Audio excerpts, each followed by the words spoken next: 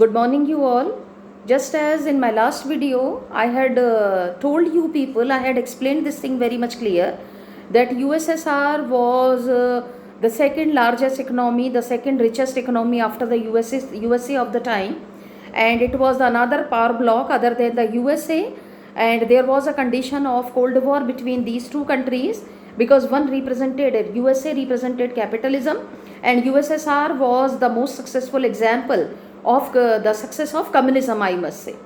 Now there were certain circumstances which led to the end of this Cold War, and the biggest situation was the disintegration of the USSR.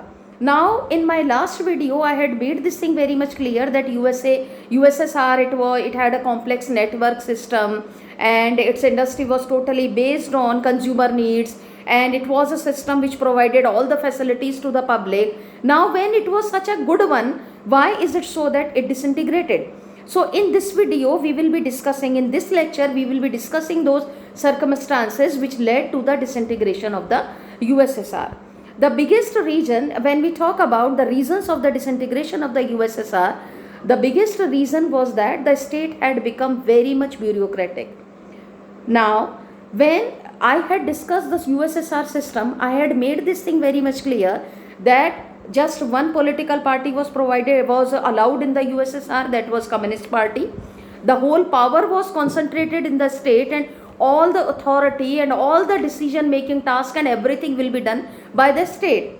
And state had become highly I must say that dominance and highly bureaucratic, which led to the dissatisfaction of the public. And the second reason, that there was lack of democracy and freedom of speech, and by the time people had started coming in touch with the people of the West, they had, I must say, they had come to know the taste of what is the meaning of democracy, or they had understood what is the benefit of freedom of speech, etc. So they had started comparing themselves with the people of the West, and they wanted to have that kind of freedom in their country.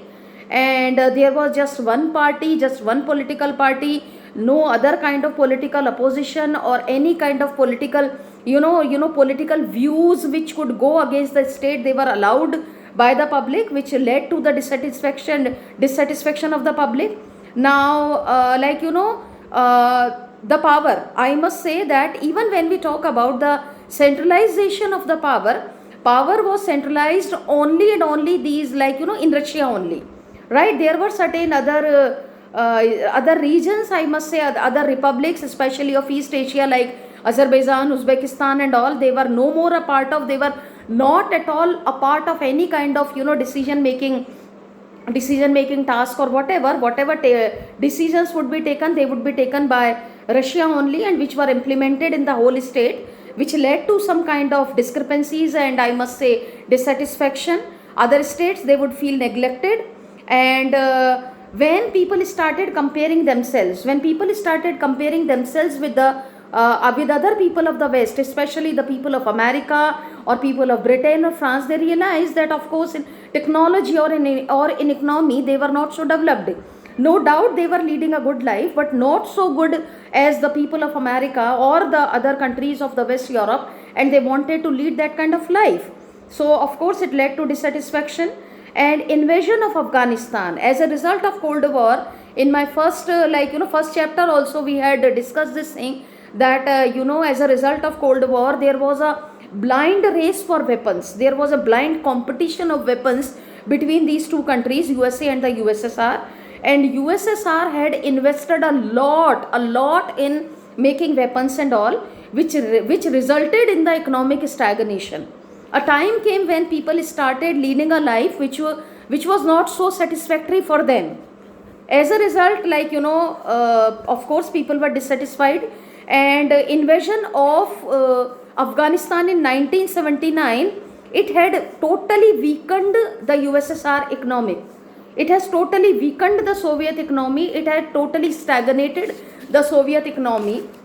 And of course, the feeling of nationalism in other republics other than Russia, like Belarus or Ukraine and all, they wanted to be independent states, and there was a feeling that why is it so that power was concentrated, resources were concentrated, decision capacity was concentrated, and as a result of that there was a feeling that these, especially these three states, they wanted to be independent, and other states like Azerbaijan, Uzbekistan, I told you, they, Tajikistan and all, they did not know anything about it, and when the decision was done of the disintegration of the USSR, then only they came to know about it. Other than that, they were never included in any kind of decision task and anything, right? And other than that, the policies of Mikhail Gorbachev, it also led to the disintegration of the USSR. The policies of Mikhail Gorbachev, the then president of the USSR, and the secretary of the Communist Party, how is it so that what he did which led to the disintegration, we will be discussing in my next lecture. Thank you.